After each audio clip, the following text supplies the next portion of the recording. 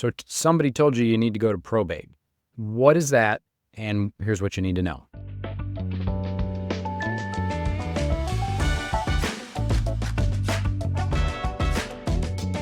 Hi, my name is Dan Schnurbush. I'm an estate and probate attorney here in the state of Missouri. And today we're going to talk about what probate even is. If you're wondering what probate is, or if you have concerns about the timeline, costs, or confusions about what the process would look like in the state of Missouri, you are in the right place. So probate is the legal system for transferring property from a deceased person to their heirs or the beneficiaries under their will, whichever is the applicable case. A lot of people don't leave wills. In fact, it's only about 50 to 60% of U.S. adults actually have a will at all. So in fact, a huge percentage of probate cases don't involve a will. So probate involves validating the will, if there is one, and proving that it is in control of what the assets are and where they should go. And if there is no will, then determining who the heirs are, what the property is, and paying debts and creditors in both cases, and distributing whatever property may be left over. So if there is a will, the first step is getting that will admitted to probate. That will needs to be filed with the probate court. And in the state of Missouri, it needs to be filed, and an application needs to be filed to admit it into probate, which means to submit it to judicial review and get it validated as valid and binding and authoritative over the assets of the deceased person. This needs to be done in Missouri within 1 year of death. If that is not done, that will is no longer usable as a will. It may be good evidence of a person's intent if used in the future for like litigation purposes, but it is not binding as a will, so it does not control who gets the property unless it is filed for probate in the state of Missouri within 1 year of death. Okay? So what happens if somebody doesn't have a will? If somebody doesn't have a will, their property passes in Missouri to their heirs at law. So who are those people? By default, it goes to your spouse and your children, if you have them. If your spouse is the parent of all of your children, the spouse also gets an extra $20,000. If they're not, then the estate is split 50% to the spouse and 50% to equally among your children, even if you only had one child who is not of the marriage. So a lot of people are surprised by that in Missouri, even if you have children all of your children are of your marriage, your spouse only gets half plus the first $20,000, right? The other half still goes to your children, even if they're of your marriage.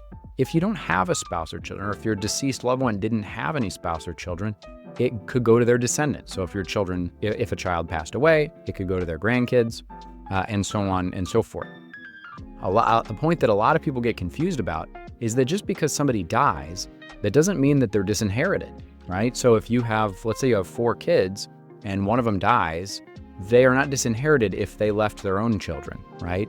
Those kids are still entitled to inherit the share of their deceased parent. And it can get even more complicated if a child or somebody else dies after the deceased. In this kind of situation, their estate might be entitled to inherit. We won't get into that today because that can get complicated.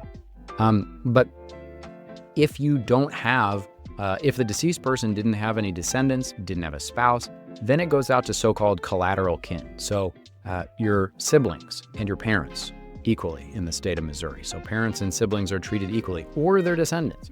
So again, if we're out to this tier and a sibling died, leaving children, their children might be entitled to inherit under that layer.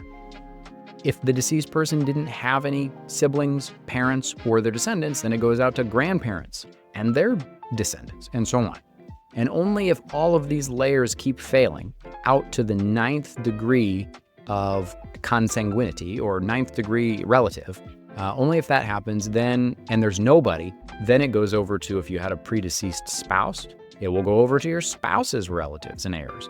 And if they didn't have any, then it goes back to the state, right? So it is very unlikely in most cases that the value of an estate property will go to the government. There are situations where it can happen, such as if the property consists of real estate that is sold at tax auction. And what we see a lot are people that don't claim the proceeds of a tax auction, things like that. But in general, the government is not entitled to be a recipient of probate assets.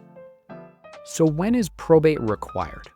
Probate is required for any probate property. So what's probate property?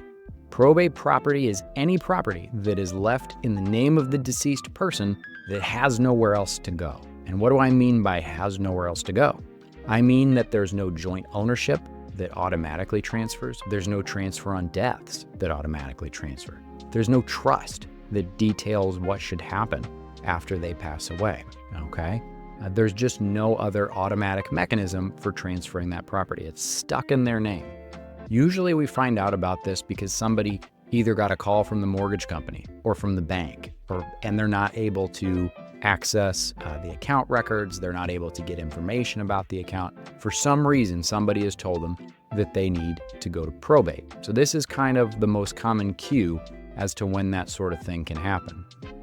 Now, there are different kinds of probate. Sometimes probate can be done a little more quickly. If it is under $40,000 in value, you might be eligible for the small estate procedure. We've done some videos on that. You should check them out. If it's over $40,000 and beyond a year, we can do certain expedited probate procedures like a determination of heirship.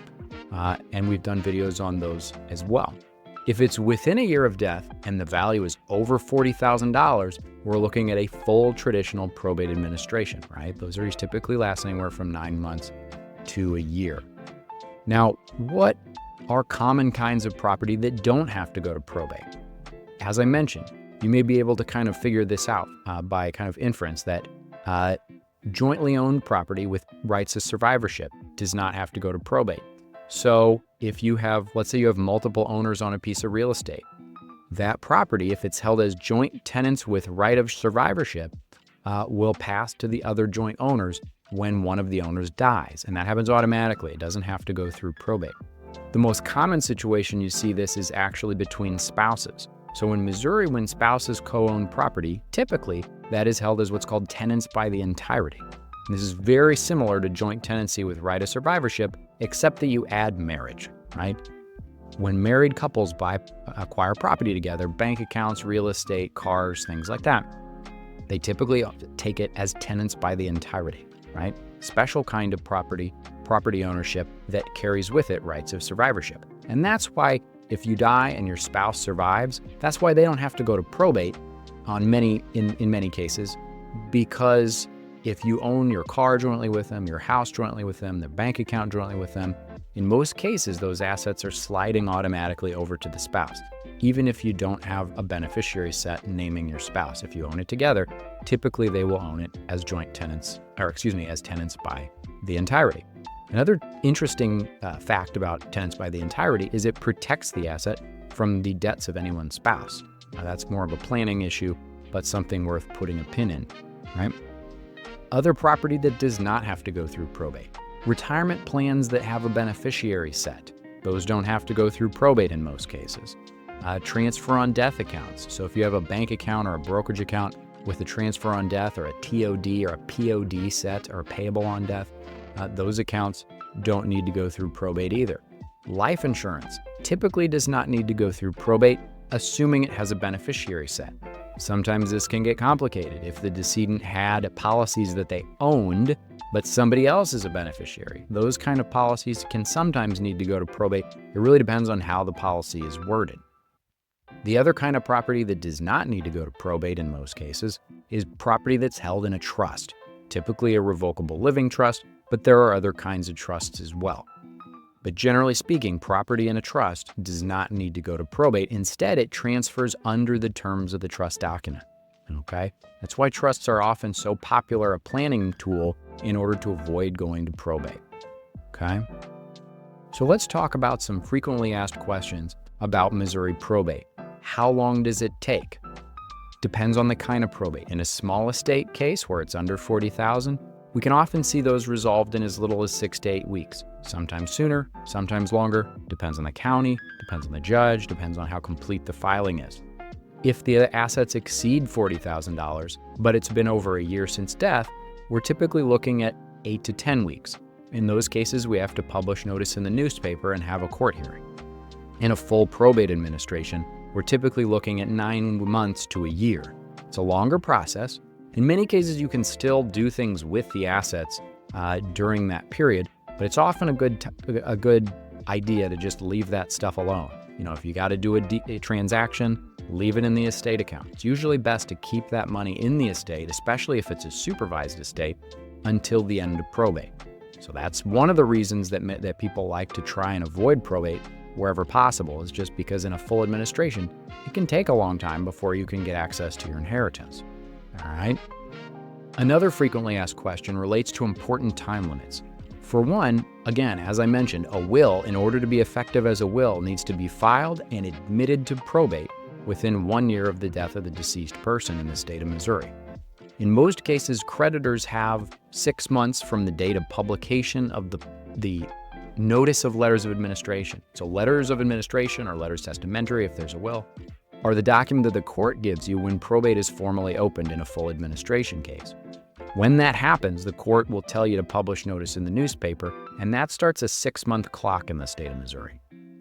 A creditor who wants to file a claim against the estate has to file in an open probate administration within that 6-month window, or they're forever barred in most cases. If they are notified directly, in some cases that timeline can be shortened down to as little as 2 months. And in any case, whether probate is opened or not, creditors are barred from filing after a year of death. Now, there are exceptions for governmental creditors and certain other types of creditors that need to be looked out for, but in general, those are the rules for timeliness of filings. In addition, a full probate administration has to be opened within 1 year of death. And if you don't do that, then you'll have to rely on certain short-form administration or determination of heirship. Normally, this isn't a big problem, but it can cause problems if there's a will out there that says a different distribution from the intestate. Because remember, let's say you have a will that leaves everything to one child, and you have 3 kids. If that will is not filed in probate within a year, and they have to file for a determination of heirship or some other expedited procedure, remember that will can't be used anymore, and instead it goes to the intestate heirs. So it would go to all 3 kids. So very important that that happens, and something to know about how probate works in the state of Missouri. So this is why working with a probate attorney can be so helpful in the state of Missouri, because they can help guide you through the complexities of this process. It is a surprisingly complicated system in Missouri. An attorney can help you ensure that you're complying with the rules and not doing anything illegal or doing anything likely to get somebody angry at you. Courts are extremely particular about the documents that they want you to use, the supporting evidence they want you to file, and everything throughout the entire process. So having an attorney to help guide you through that is a very, very good idea in most cases. In addition, it's also required in most counties in the state of Missouri. So it's best to just kind of, accept it and figure out how to deal with it and navigate it going forward. All right. The other thing that attorneys can help you with are dealing with creditor claims, and in some cases, managing tax implications of what you're doing, as well as just expediting the whole process. So for a more detailed understanding of these various steps, you can check out our other videos and our written guides throughout our website and our YouTube channel. I hope some of this was helpful. If you'd like to connect and see if we might be able to help you in your situation, don't hesitate to reach out. Again, my name is Dan Schnurbush. Talk to you next time.